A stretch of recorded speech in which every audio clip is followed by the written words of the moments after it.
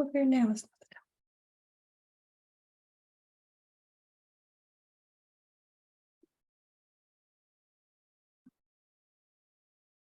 Happy Tuesday, everyone, and thank you all for joining us today.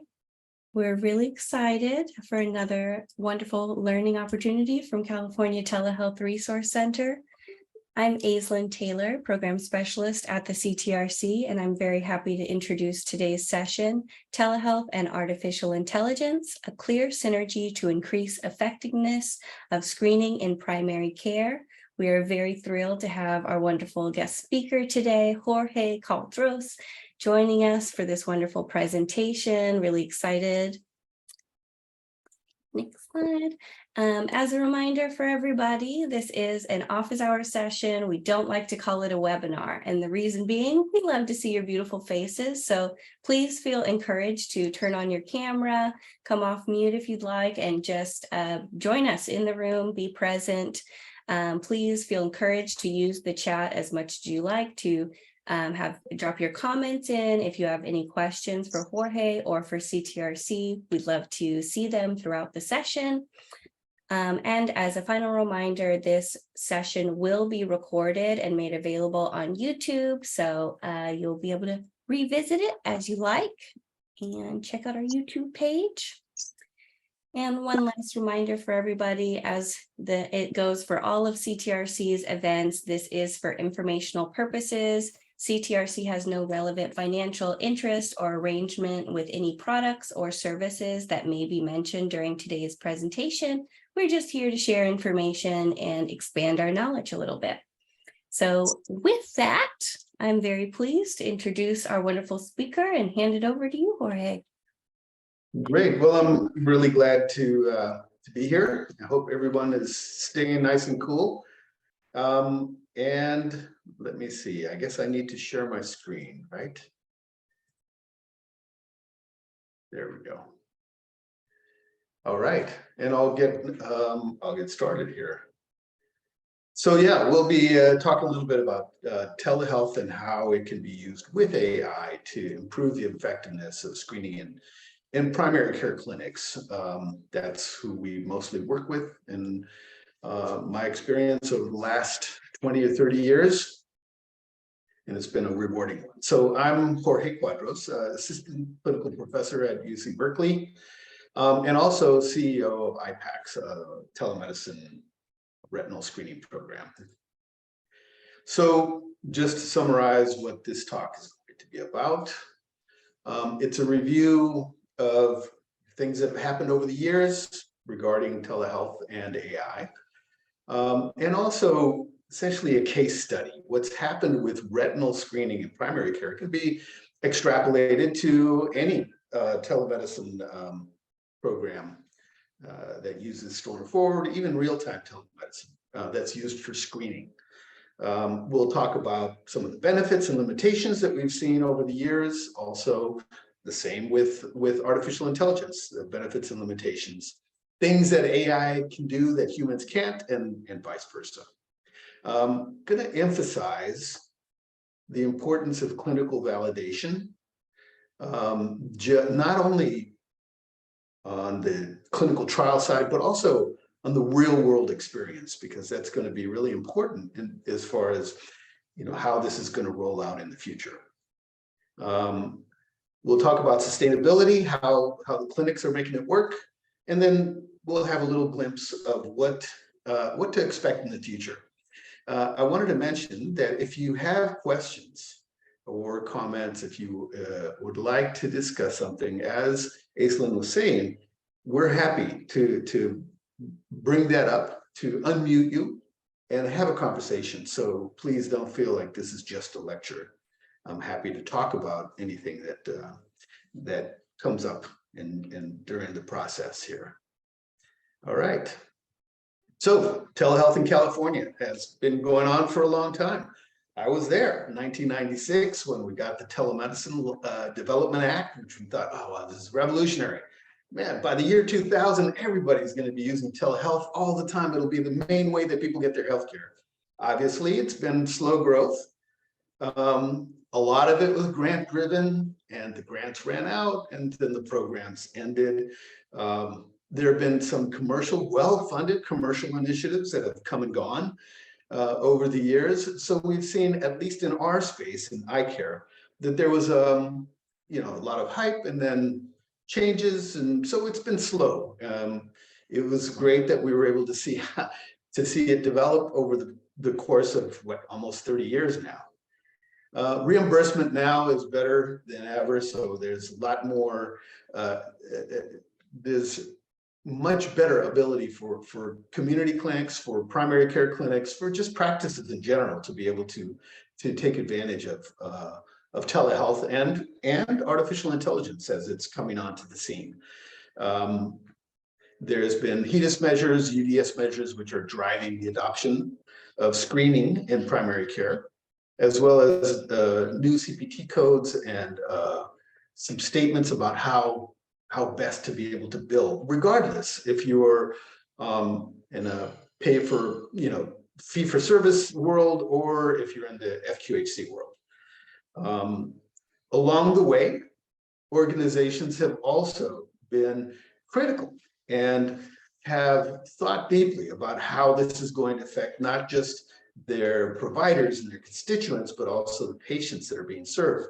So the ADA, the American Diabetes Association, American Telemedicine Association, and the American Academy of Ophthalmology and Optometry and other professional organizations have all had statements. Some have produced great guidelines that we should follow, that we should be aware of, and make use of those. In addition to that, this is along with the tremendous changes in technology. Moore's law seems to be holding up. Moore's law is that statement that computing power doubles every 2 years or so, or something like that.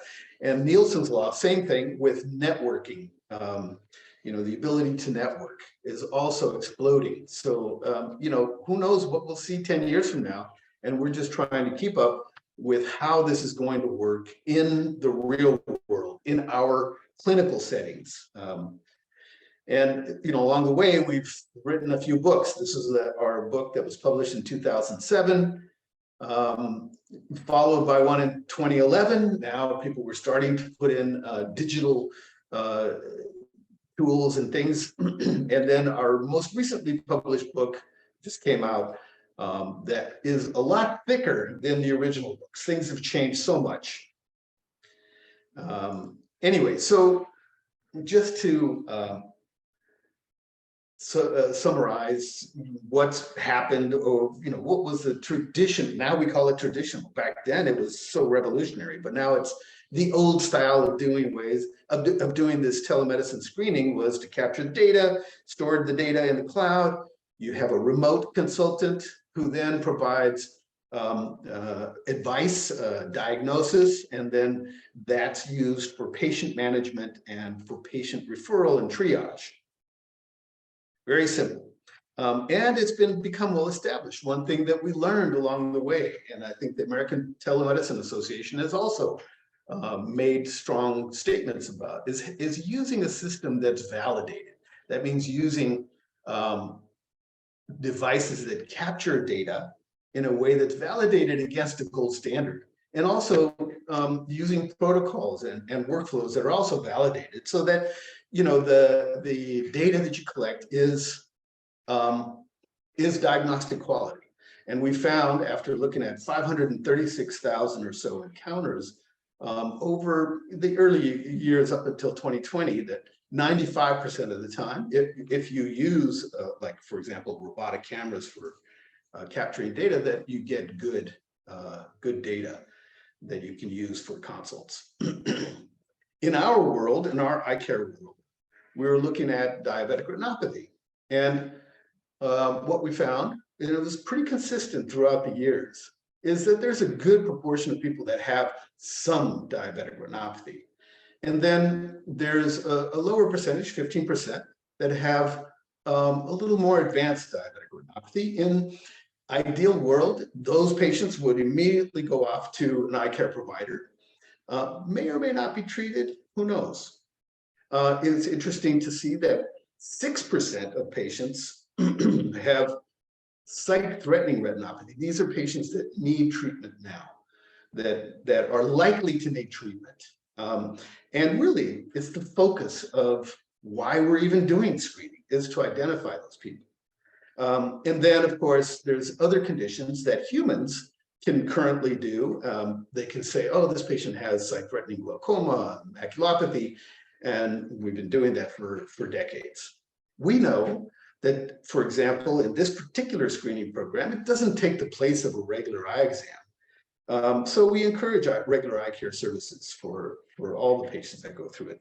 So that's our own little world. That's what we've been doing for many years. The turnaround time has been pretty quick, but not instantaneous as far as getting the consults back from the consultants.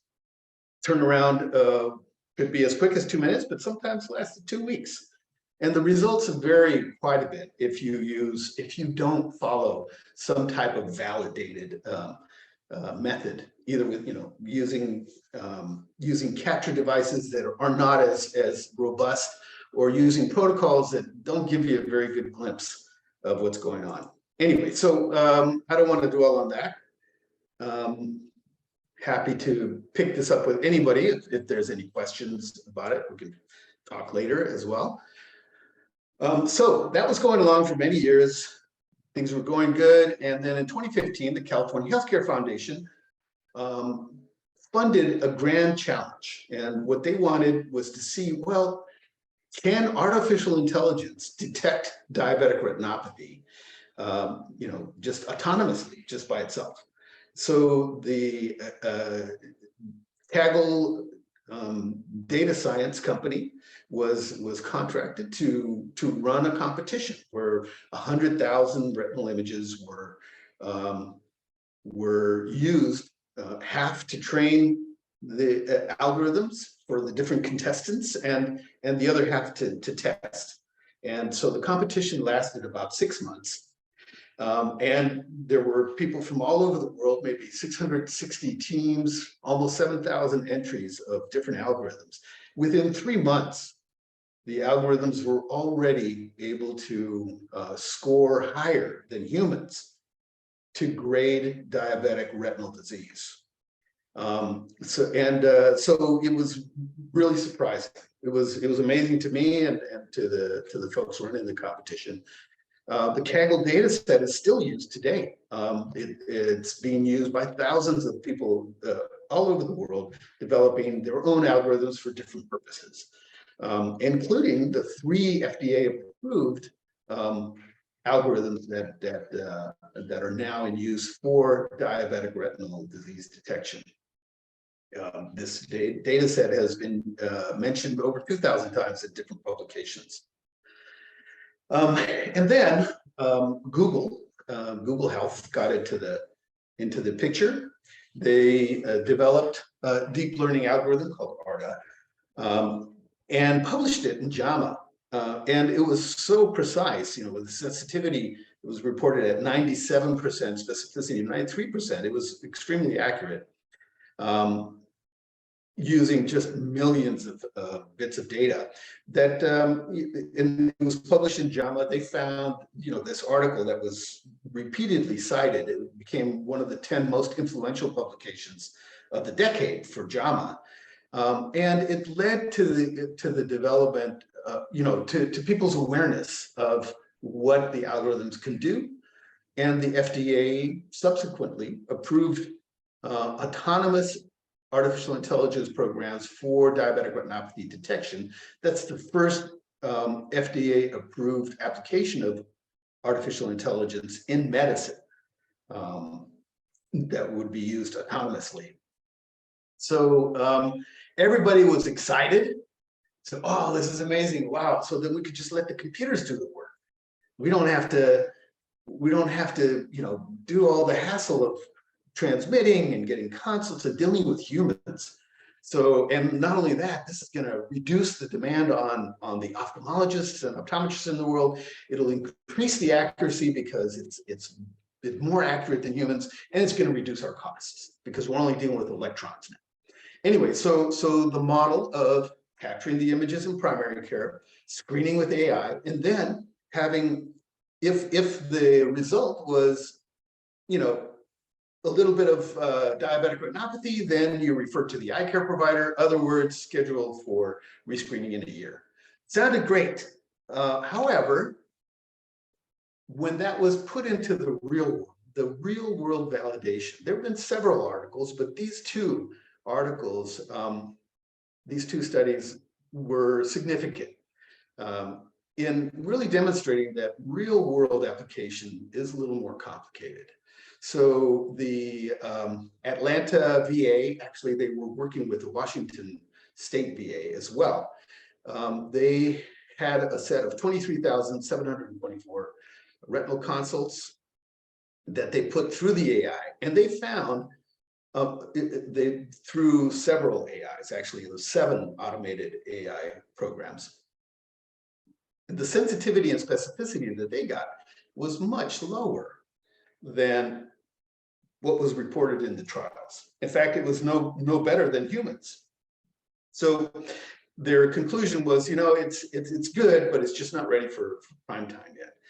Another program done over in the Royal College of Ophthalmologists, they were also reviewing some of the major AI programs.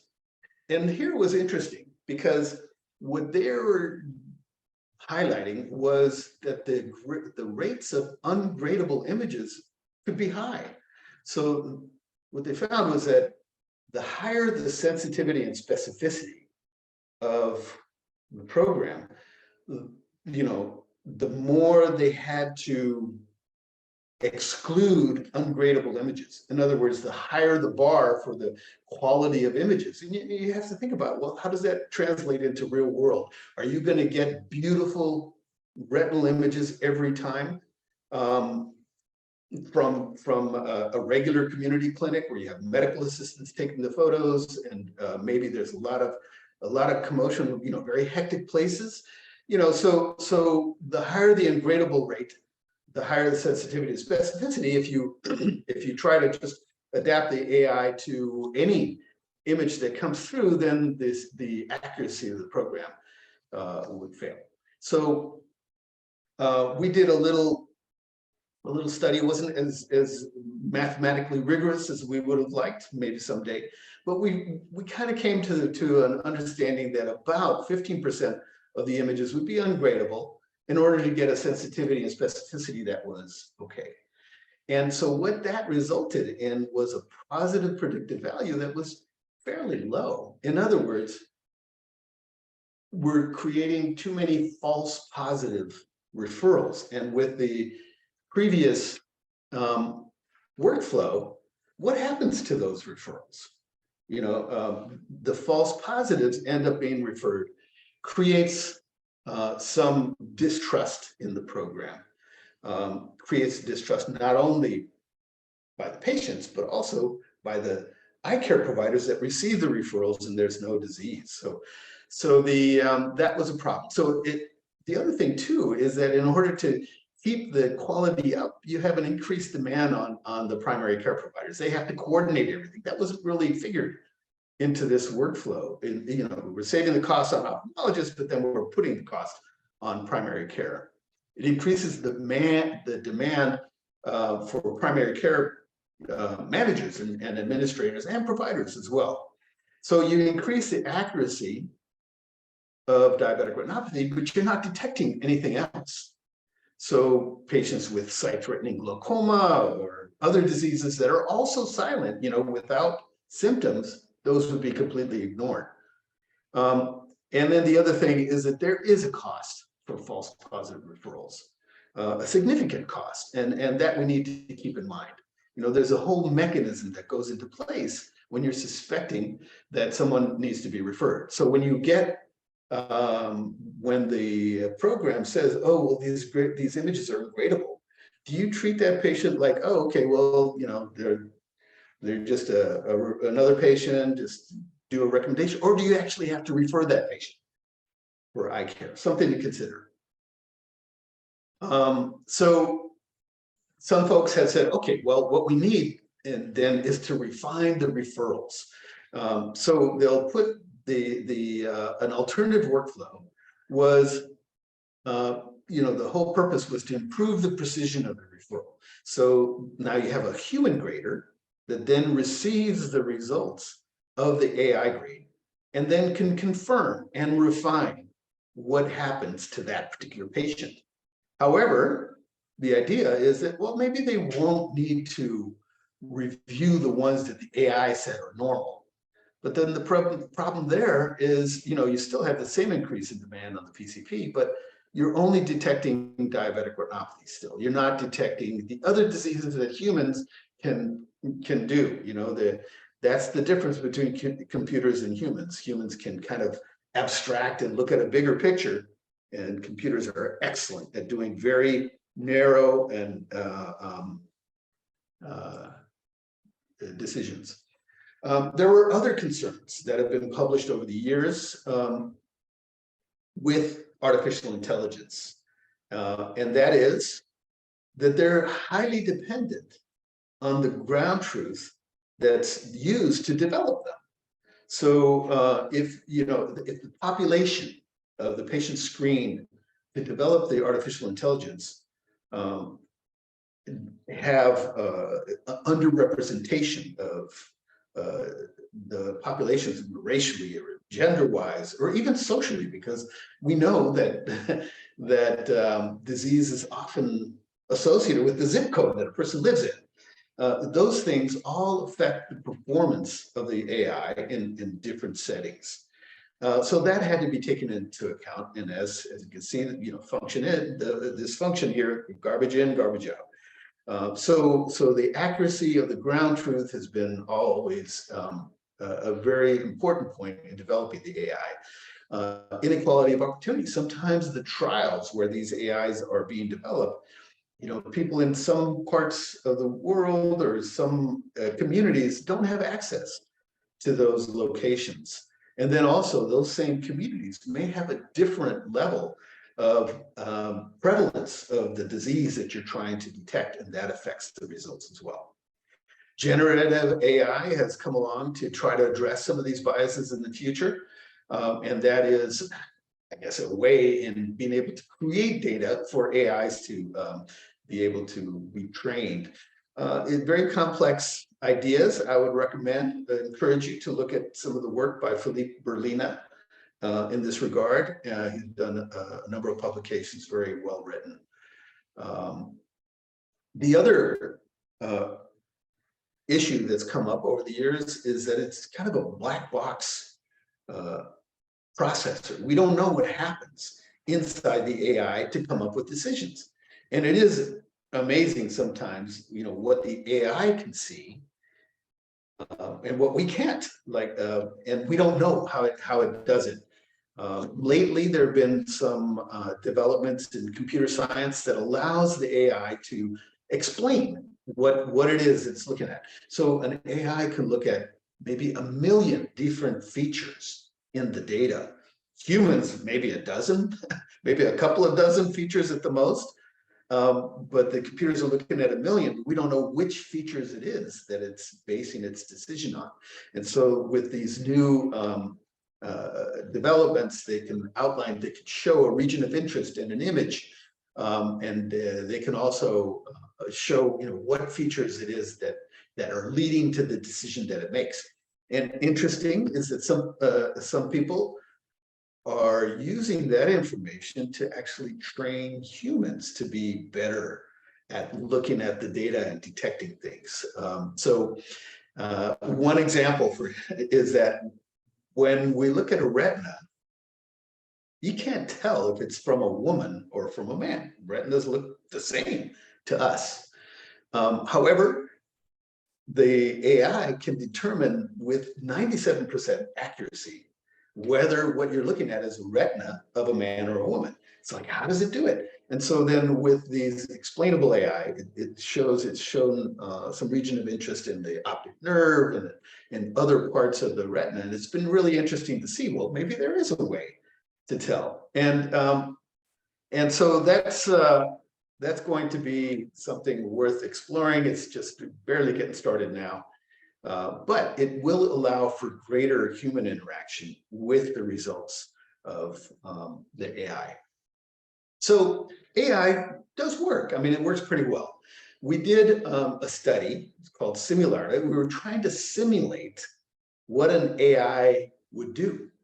And what we were looking at in particular was, what if you could get an immediate diagnosis? How does that change things? So first, we looked at the accuracy of both our clinicians from UC Berkeley and then also from the AI. We found that the false negative rates for severe disease were very low for both. You can see in the yellow and in the pink sections there, very low rates of false negative referrals. So then we're thinking, okay, so great. We were having trouble with that workflow of AI being autonomous. We're also having trouble with it actually saving resources within the clinic. But what we did think is that, you know, the fact that it's giving an immediate diagnosis may have a big impact on what actually happens to patients in the real world. And so this prompted the study that we did with the folks at Google to redesign clinical pathways based on the results that we were getting from the screening in real time. So we looked at a cohort of 1,630 more or less patients, and only really looked at the 7.5% of patients that had sight-threatening retinal disease. So these are the positives. These are the patients that you're screening for whatever disease that come out positive, and you're worried that they have either a sight-threatening or life-threatening or, you know, some complication. And so those are the people that you're most concerned about. Before we did the intervention, we followed, so about half of the patients were followed to see, well, what happens if they're told, hey, you have a sight-threatening condition, just in the regular workflow that we know takes hours to get the report back, and then you have to get the patient back. You have to tell them that they have this condition. Then you have to make an appointment with them, in our case, in the ophthalmology clinic, and then they have to go. And what we found is that there are very few patients in this safety net organization that were able to make it through that whole process. 5.8 were able to make it within the 1 month period. We're talking about severe disease. So in the eye care world, this would be like proliferative diabetic retinopathy or macular edema. So only 5.8% were able to make it in a timely manner. If you triple the time, we only got up to maybe 34%. So that was with the traditional method of sending the images, waiting a couple hours, getting the results back, and then starting the whole referral process. Then we redesigned the workflow, and the half of those 215 patients then were given an appointment immediately to see the ophthalmologist. And they were also provided some patient education and some counseling to engage them with their care at the point of care. And so what we found was that there was a 4 times increase in the adherence to the referral recommendation. So, you know, the problem that we're dealing with, and that's always the case with screening most of the time, is that you have a symptomless disease condition that you're trying to convince somebody that to take major action to try to avoid whatever complication. That's a hard task to do. When somebody doesn't have symptoms, they're not usually that motivated to seek care, more so in safety net clinics. So I have a couple of questions here. Maybe I can read them out. What are some cost and workflow factors that FQHCs need to take into consideration before they include AI for diabetic retinopathy screening? Well, obviously the cost of the program itself. And I think one thing that's important as far as the implementation cost would be redesigning your workflow. What are you going to do when you get the immediate diagnosis? You have to be able to act on that. For that small percentage, in this case, 7.5% of the patients who test positive with severe disease. Can you speak to your process to integrate insurance reimbursement alongside the clinical research? Yes, so that's been loosening up. That's a much longer discussion, but suffice it to say that there are mechanisms now for both FQHC and for fee-for-service that will pay. In fact, they may pay more for an AI assisted read than for the traditional human read. But the cost of implementation, I think, is worth looking at. And in this particular program, these were the workflows, and the principal investigator found that the cost of using this traditional workflow with the eligibility verification and waiting and checking to see if they got an appointment and then trying to inform the patient and was actually much more expensive than being able to just do the screening, give the patient an appointment right at the point of care. And so what she found was that it was actually cheaper to do this instant reading program with humans, by the way. It was AI, we're talking about AI plus humans. In this case, it was even with humans. Keep the patient there, get the results, and then triage the patient was actually a cost saver. And she implemented the same idea for cardiology, and then also for orthopedics. So it's been an interesting development, both clinically and as far as the cost. So this makes me think, well, why are we doing screening in primary care? We talk about the screening of just doing the cost of just doing the screening, but what are you really interested in? Is your only interest really in just getting quality measures? Do you just want to get be able to check the box, I did the test, and then move on to the next patients? You can do that, but are you really making a difference as far as what the outcomes are for your patients? That's kind of the way our pay for performance system is set up right now. But I think it's important to look downstream, and only if you're in an integrated health system do you actually get the payoff of referral effectiveness. In other words, identifying patients who are at risk before it's too late. And this is before they even have symptoms, right? So the question there is, are you screening the right patients? Those patients, at least in our world, are the ones who are hardest to photograph, that are often the ones who cancel their appointments to be screened, that are more difficult to get. So you need to be opportunistic. They're more unsteady. So anyway, so that's kind of what's leading our development of how we think, we can make these screening programs more effective. Also, that screening event is a great opportunity for self-management, to be able to engage your patients in their own chronic disease as well as their eye care.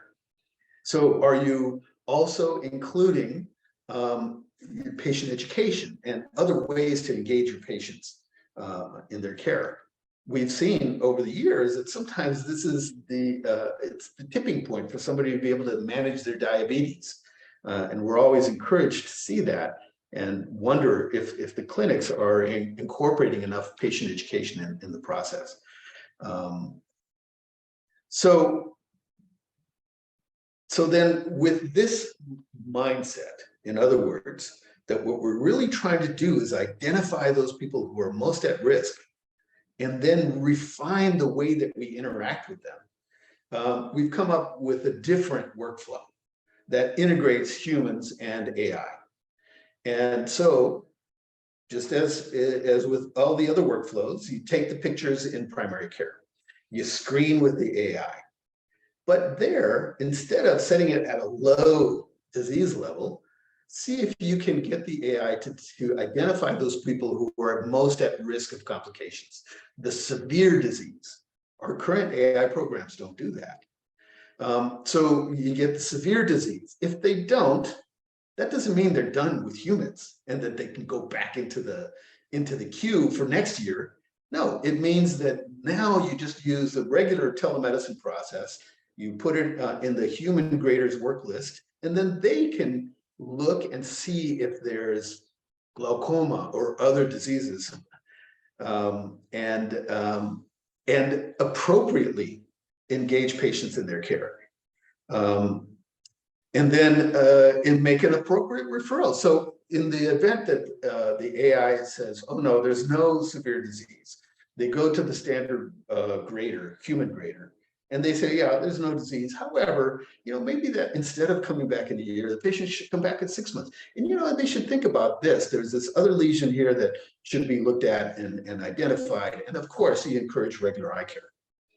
If there is severe disease, we can expedite the human grading. That's a beauty of doing AI, is that we can identify those people and then get a human to jump in right at the point of care there and get this referral very carefully done and more accurately done so that they get a referral to the appropriate specialist. In the case of diabetic retinopathy, they can go to the retinal specialist if they need, laser photocoagulation, or they can go if they find papilledema, swelling of the optic nerve. It's going to be an immediate care that's going to be needed for the patient. So the bottom line is that it'll expedite the triage, the appropriate triage of patients at risk for vision impairment. What we've learned over the years, and it's really great to see, is that we start developing this back and forth with the primary care clinicians and the readers, the consultants. They engage with the primary care staff much more deeply. They get to know each other and trust each other, and that's really important. So we're refining the referral and return recommendations, and we're also broadening the scope of diseases that we can catch. Future efforts. AI, as I mentioned before, can see things that humans can't. So question to the primary care physicians: what would you do if you have your patient going through retinal photography and then comes back with a report saying, oh, this patient has CKD or cardiovascular disease risk, or this patient has a future risk that's elevated for stroke or a heart attack, or this patient has a hyperlipidemia. I mean, of course, you can get that information from lab tests, but maybe this is less invasive, more opportunistic. Would you use that data? And that's yet to be seen. I think that there's a lot of contingencies before primary care can start adapting these things that AI can do very accurately, by the way. So the other thing that kind of blew our minds is we've been taking, as part of the protocol, we've been taking these external images. And so an artificial intelligence was trained on just the external images by the Google folks once again, and published this in Nature magazine not too long ago, where just the external images alone were detecting signs of disease. So cardiovascular disease, kidney disease, liver disease, things like that. So we're thinking, wow, this would be interesting. What if you could just take your smartphone and take a picture of your eye, and then it'll tell you whether you have a disease or not. Of not the inside of the eye, but taking a picture of the outside of the eye. So that was interesting to see. We're going to see where that goes to. Hopefully, it'll be an app that you can download and start getting some preliminary information. The other area of interest is, and I was just reading an article that my wife gave me from JAMA, where the AIs are reviewing electronic medical records and processing them much quicker than somebody, flipping through or scrolling through all of the medical record information to see who are patients who are most at risk, to be able to give some decision support to clinicians as they're reviewing the electronic medical records. Also, in telemedicine in general, there has been a fast growing area of comprehensive remote eye exams through telemedicine, because there's a shortage of both ophthalmologists and optometrists, particularly in rural areas and in underserved areas. Anyway, so the future is going to be really interesting to see what happens over the years. We have to keep these things in mind. So the key takeaways for today is to use validated and effective interventions, not only to check off the box for your quality measures, but also so that you're targeting the patients who are most at risk, the ones that are hardest to get. AI won't help you prevent the complications. AI screening won't help you prevent the complications unless your clinic, your system is willing to change the workflows and clinic processes to take advantage of that immediate information that you're getting. And the best scenario we found is AI plus telehealth to give you greater depth and breadth and just the abstraction that humans are so good at, as well as getting the accuracy and the consistency that computers are so good at. So screening interventions are as much triage as they are an opportunity to engage your patients.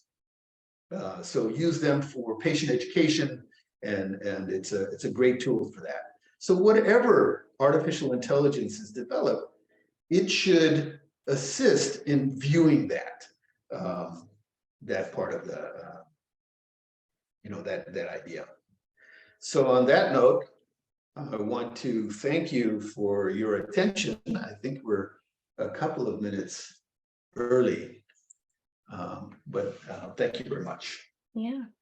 Now's a great time. If anybody has any further questions, feel encouraged to come off mute. We're open. If you would like to chat with us, feel free to also drop them in the chat. Before you go, please give us a little rating and let us know how you felt about today's session. Again, if you have questions, now's the time.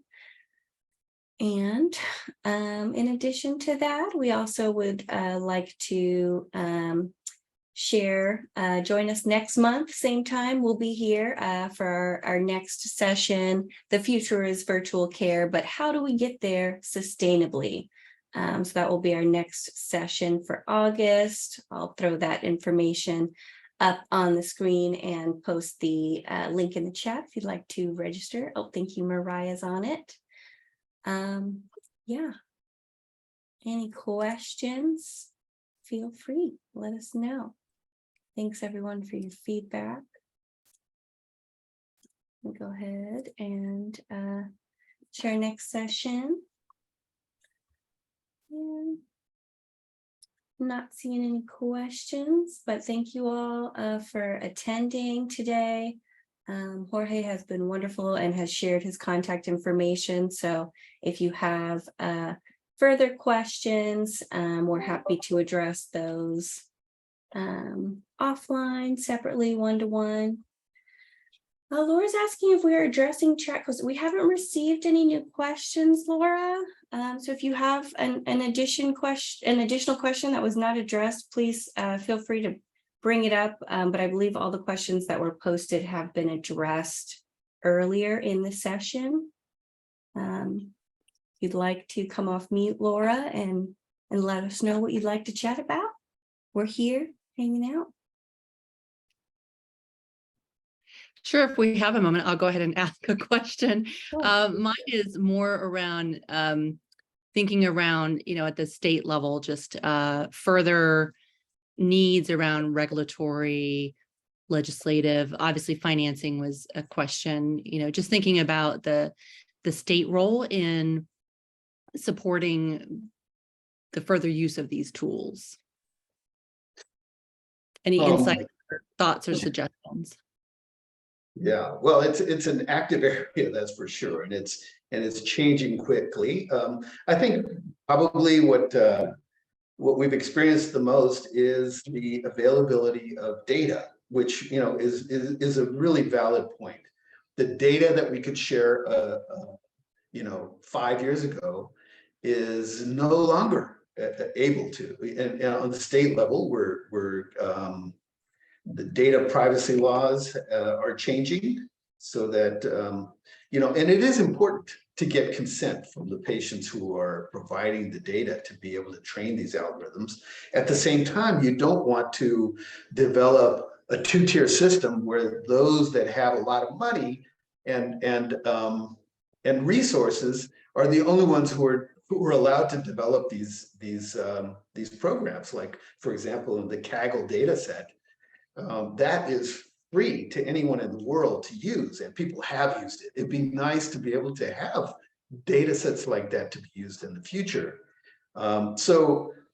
Hopefully the legislation will not completely paralyze the ability to collect the ground truth, which we've seen is so important in developing accurate AI, to make sure that it's not biased and available to everyone. As far as what I know, Laura, that's the area that's been concerning us the most. And like, for example, retinal images themselves, are they identifying information? Do they have to go through the rigorous PHI protections that they do everywhere else? They do in Europe, and now soon they will in California as well. So that's one concern. Yeah.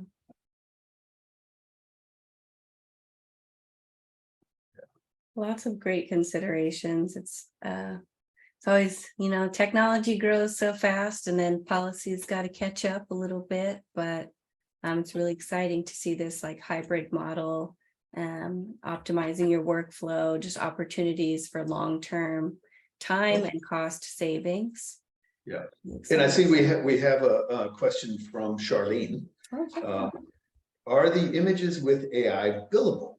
And I believe that it really depends on whether in the FQHC world, I think it's a little different than in the fee-for-service world. Insurance companies are paying under the code 92229 for AI billing.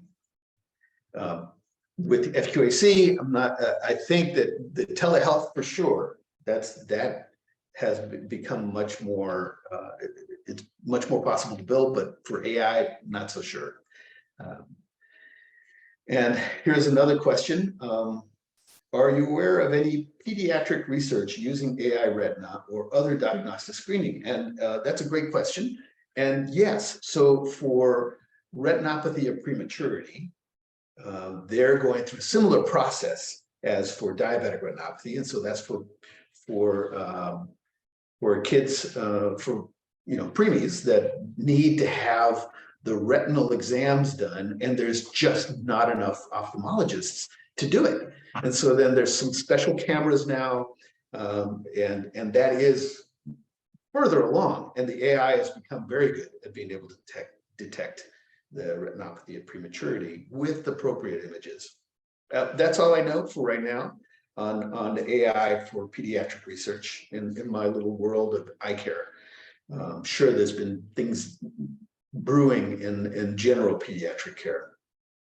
And Gerald Sullivan has a question. Do you agree with California adopting the European standard for patient privacy in retinal images? And wow. That's a tough question. I think that it is important to protect the public and also to provide benefit to the patients who are providing their data. One thing that has come up over and over again is, okay, here's the data. are you going to now produce an AI that's only going to be used in locations where people have excellent health insurance? You know, how can we ensure that the tools that are being developed with these at-risk populations can actually benefit those populations? And the European standards, I think they're addressing something a little different that gives the patients themselves control over their data.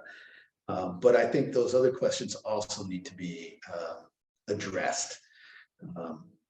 And there has to be a better way. And, you know, and the problem is it's so gray. It's a big gray area, because what kind of consent? Do you need a piece of paper that is, you know, signed in writing, or something that's, you know, costly and digital to make sure that or do you just need a checkbox saying, yeah, the patient agrees, you know, to share the data? So there's lots of levels to this. I think it's a very complicated question, Gerald, and I think it hasn't been resolved neither in Europe nor in California yet. Yeah.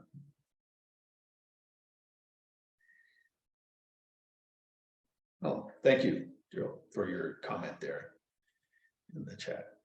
All right. Now's your last chance, and last few questions if you want. Thanks everyone again for attending today. We're always really grateful to have such an engaged audience. So lots of great questions asked and posted. A special thank you to Jorge Cuadros for joining us and sharing so much wonderful insight into this topic. Lots of great considerations and information shared, lots to think about. Again, I'll just invite everyone, join us next month for our next session. I'm not seeing any other questions, so we'll go ahead and wrap today up. Thank you so much. Great presentation, great conversations.